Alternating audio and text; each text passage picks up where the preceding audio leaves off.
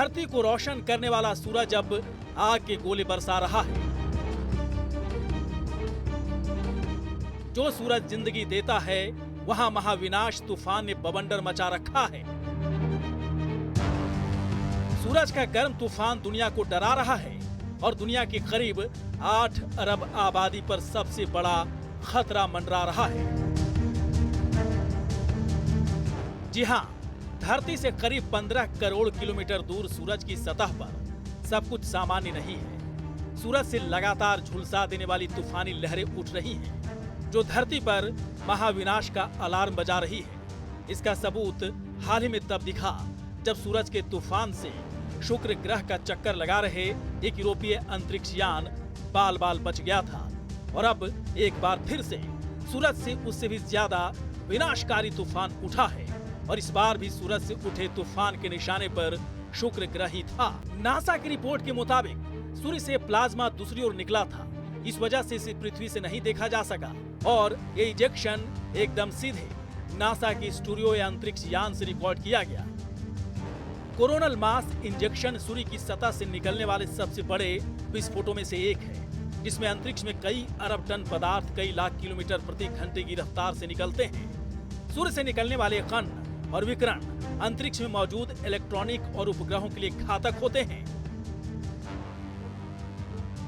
दरअसल coronal mass ejection का खतरा अब तक अंतरिक्ष यात्री, सैटेलाइट कम्युनिकेशन तक ही सीमित माना जाता रहा है, लेकिन लगातार दूसरी बार है जब एक खतरा धरती पर जिंदगी के वजूद के इतने करीब पहुंच गया है।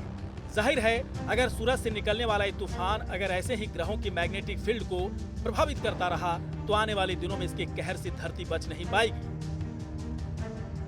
सोलर फ्लेयर की घटनाएं इस बार इसलिए डरा रही हैं क्योंकि एक्सपर्ट की माने तो इस बार सूरज की सतह का विस्फोट बेहद भयंकर है और यूरोप के सोलर ऑर्बिटर के शुरू होने के बाद से एक्सपर्ट इस घटना को सबसे बड़े सौर ऊर्जा कण तूफानों में से एक कह रहे हैं। इस बार विस्फोट के बाद अरबों टन का मलबा लाखों मील प्रति घंटे की रफ्तार से अंतरिक्ष में फैल गया।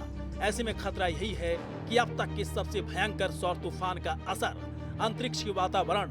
पिछली बार सूरज का यह तूफान 30 अगस्त को उठा था और 5 दिनों बाद 4 सितंबर को वीनस यानी कि शुक्र ग्रह से टकराया था।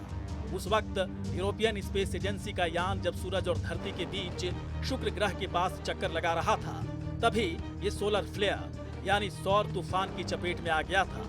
और ठीक 5 दिन बाद जिस तरह से एक बार फिर से सूरज से उठा तूफानी बवंडर शुक्र ग्रह से टकराया, उसने खतरे की घंटी बजा दी है और ये जाहिर हो गया है कि हाल के दिनों में सूरज से लगातार तूफानी लहरें उठ रही हैं, जो धरती को निगलने के लिए पूरी तरह से बेताब नजर आ रही है।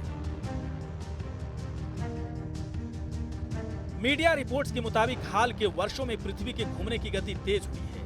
अपनी धुरी पर घूमते हुए पृथ्वी का एक चक्कर 24 घंटे में पूरा हो जाता है, लेकिन इस साल 29 जून को पृथ्वी पर एक दिन 24 घंटे से कम हो गया है, यानी पृथ्वी के घूमने की गति अचानक तेज हुई है।